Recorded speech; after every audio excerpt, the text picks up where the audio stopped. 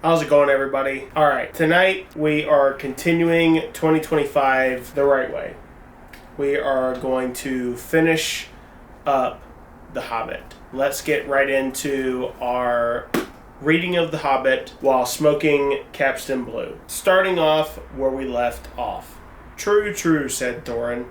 Well, your father gave this to me to give to you, and if I have chosen my own time and way of handing it over, you can hardly blame me, considering the trouble I had to find you. Your father could not remember his own name when he gave me the paper, and he never told me yours. So on the whole, I think I ought to be praised and thanked. Here it is, said he, handing the map to Thorin. I don't understand, said Thorin, and Bilbo felt he would have liked to say the same. The explanation did not seem to explain. Your grandfather, said the wizard slowly and grimly, gave the map to his son for safety before he went to the mines of Moria. Your father went away to try his luck with the map after your grandfather was killed, and lots of adventures of the most unpleasant sort he had. But he never got near the mountain. How he got there, I don't know. But I found him a prisoner in the dungeons of the necromancer. Whatever were you doing there? Asked Thorin with a shudder, and all the dwarves shivered. Never you mind. I find things out as usual, and a nasty, dangerous business it was. Even I, Gandalf, only just escaped. I tried to save your father, but it was too late. He was witless and wandering and had forgotten almost everything except the map and the key. We have long ago paid the goblins of Moria, said Thorin. We must give a thought to the necromancer. Don't be absurd. He is an enemy far beyond the powers of all the dwarves put together. If they could all be collected again from the four corners of the world, the one thing your father wished was for his son to read the map and use the key. The dragon and the mountain are more than a big enough task for you. Hear, hear, said Bilbo, and accidentally said it out loud. Hear what? They all said, turning suddenly toward him, and he was so flustered that he answered, Hear what I have to say. What's that? They asked. Well, I should say that you ought to go east and have a look around. After all, there is a side door, and the dragon must sleep sometimes, I suppose. If you sit on the door step long enough, I dare say you will think of something. And well, don't you know, I think we have talked long enough for one night, if you see what I mean. What about bed and an early start and all that? I will give you a good breakfast before you go. Before we go, I suppose you mean, said Thorin. Aren't you the burglar? And isn't on the doorstep your job, not to speak of getting inside the door? But I agree about bed and breakfast. I like 6 eggs with my ham when starting on a journey. Fried, not poached. And mind you don't break them. After all of the others had ordered their breakfast without so much as a please, which annoyed Bilbo very much, they all got up. The hobbit had to find room for all of them, and filled all his spare rooms and made beds on chairs and sofas before he got them all stowed and went on his own little bed, tired and not altogether happy. One thing he did not make his mind up about was not to bother to get up very early and cook everybody else's wretched breakfast. The tookishness was wearing off, and he was not now quite so sure what he was going on any journey in the morning. As he lay in bed, he could hear Thorin still humming to himself in the best bedroom next to him. Far over the misty mountains cold, to dungeons deep and caverns old, we must away ere break of day to find our long-forgotten gold. Bilbo went to sleep with that in his ears, and it gave him very uncomfortable dreams. It was long after the break of day when he woke. Chapter 2. Roast Mutton. Up jumped Bilbo, putting on his dressing gown, went into the dining room. There he saw nobody, but all of the signs of a large, hurried breakfast. There was a fearful mess in the room and piles of unwashed crocks in the kitchen. Nearly every pot and pan he possessed seemed to have been used. The washing up was so dismally real that Bilbo was forced to believe that the party of the night before had not been part of his bad dreams, as he had rather hoped. Indeed, he was really relieved after all to think that they had all gone without him, and without bothering to wake him up. But with never a thank you, he thought. And yet, in a way, he could not help feeling just a trifle disappointed. The feeling surprised him. "Don't be a fool, Bilbo Baggins," he said to himself, "thinking of dragons and all that outlandish nonsense at your age." So he put up an apron, lit fires, boiled water, and washed up. Then he had a nice little breakfast in the kitchen, before turning out the dining room. By that time the sun was shining and the front door was open, letting in a warm spring breeze. Bilbo began to whistle loudly and to forget about the night before. In fact, he was just sitting down to a nice little second breakfast in the dining room by the open window when in walked Gandalf. "My dear fellow," he said, "when are you going to come? And what about an early start? And here you are having breakfast, or whatever you call it, at 10:30. They left you a message because they could not wait." "What message?" said poor Mr. Bilbo Baggins in a fluster. "Great elephant," said Gandalf, "you are not at all yourself this morning. You have never dusted the mantelpiece. What's that got to do with it? I have had enough to do with washing up for 14.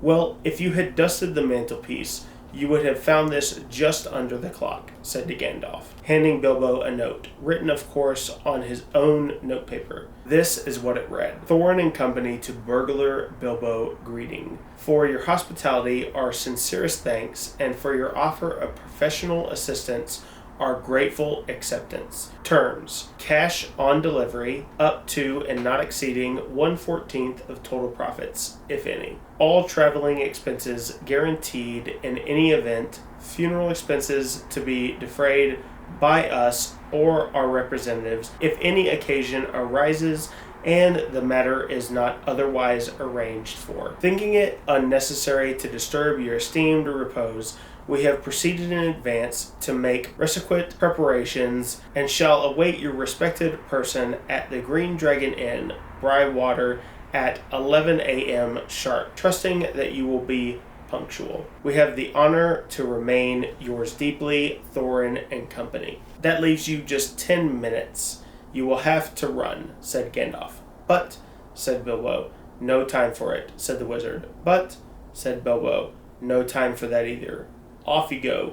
To the end of his days, Bilbo could never remember how he found himself outside, without a hat, a walking stick, or any money, or anything he usually took when he went out, leaving his second breakfast half finished and quite unwashed up, pushing his keys into Gandalf's hand, and running as fast as his furry feet could carry him down the lane, past the great mill, across the water, and then on for a mile or more. Very puffed he was when he got to Bywater just on the stroke of 11 and found he had come without a pocket handkerchief. "Bravo," said Balin, who was standing at the inn door looking out for him. Just then all the others came around the corner of the road from the village. They were on ponies, and each pony was slung about with all kinds of baggages, packages, parcels, and paraphernalia. There was a very small pony, apparently for Bilbo. "Up you two get, and off we go," said Thorin. "I'm awfully sorry," said Bilbo, "but I have come without my hat, and I have left my pocket handkerchief behind, and I haven't got any money. I didn't get your note until 10:45 to be precise." "Don't be precise," said Dwalin, "and don't worry. You will have to manage without pocket handkerchiefs and a good many other things before you get to the journey's end. As for a hat, I have got a spare hood and a cloak in my luggage." That's how they all came to start, jogging off from the inn one fine morning just before May on laden ponies, and Bilbo was wearing a dark green hood, a little weather-stained, and a dark green cloak borrowed from Dwalin. They were too large for him, and he rather looked comic. What his father Bungo would have thought of him, I daren't say. His only comfort was that he couldn't be mistaken for a dwarf, as he had no beard. They had not been riding very long when he came up. They had not been riding very long when up came Gandalf, very splendid on a white horse. He had brought a lot of pocket handkerchiefs and Bilbo's pipe and tobacco. So after that, the party went along very merrily, and they told stories or sang songs as they rode forward all day, except, of course, when they stopped for meals. They didn't come quite as often as Bilbo would have liked, but still he began to feel the adventurers were not so bad after all. At first, they had passed through hobbit lands, a wild, respectable country inhabited by decent folks with good roads, an inn or two, and now and then a dwarf or a farmer ambling by on business. Then they came to the lands where people spoke strangely and sang songs Bilbo had never heard before. Now they had gone on far into the lone lands, where there were no people left, no inns, and the roads grew steadily worse. Not far ahead were dreary hills rising higher and higher, dark with trees. On some of them were old castles with an evil look, as if they had been built by wicked people. Everything seemed gloomy, for the weather that day had turned a nasty turn. Mostly it had been as good as may be, even in merry tales, but now it was cold and wet.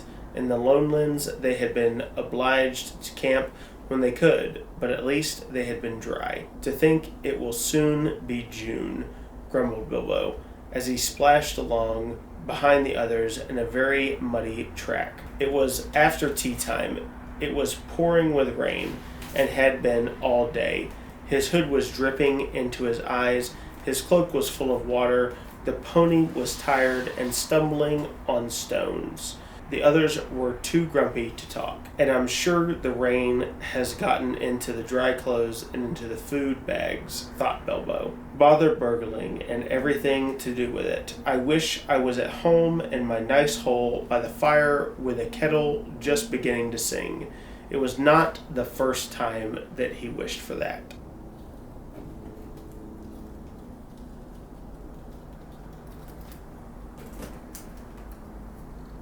Still the dwarves jogged on, never turning around or taking any notes of the hobbit. Somewhere behind the gray clouds the sun must have gone down, for it began to get dark as they went down into the deep valley with the river at the bottom. Wind got up, and willows along its banks bent and sighed. Fortunately, the road went over an ancient stone bridge, for the river, swollen with the rains, came rushing down from the hills and mountains in the north. It was nearly night when they crossed over. The wind broke up the gray clouds, and a wandering moon appeared above the hills between the flying rags. Then they stopped, and Thorin muttered something about supper, and where we should find a dry patch to sleep on. Not until then did they notice that Gandalf was missing. So far, he had come all the way with them, never saying if he was in the adventure or merely keeping them company for a while. He had eaten most, talked most, and laughed most, but now he simply was not there at all. Just when a wizard would have been most useful, too, groaned Dori and Nori, who shared the hobbits' views about regular meals, plenty and often. They decided in the end that they would have a camp where they were. They moved to a clump of trees and thought it was drier under them. The wind shook the rain off the leaves, and the drip drip was most annoying. Also, the mischief seemed to have got into the fire. Dwarves can make a fire almost anywhere out of almost anything, wind or no wind, but they could not do it that night. Not even Oin and Gloin, who were specially good at it. Then one of the ponies took fright at nothing and bolted. He got into the river before they could catch him, and before they could get him out, Fili and Kili were nearly drowned, and all the baggage that he carried was washed away with him. Of course, it was mostly food, and there was mighty left for supper, and less for breakfast. Alright guys, this is going to conclude tonight's episode of reading The Hobbit while smoking Capstan Blue. Thank you guys all for supporting the channel. You guys are all amazing. Please comment, like, and subscribe down below if you guys enjoyed the video, and I'll see you all in the next video.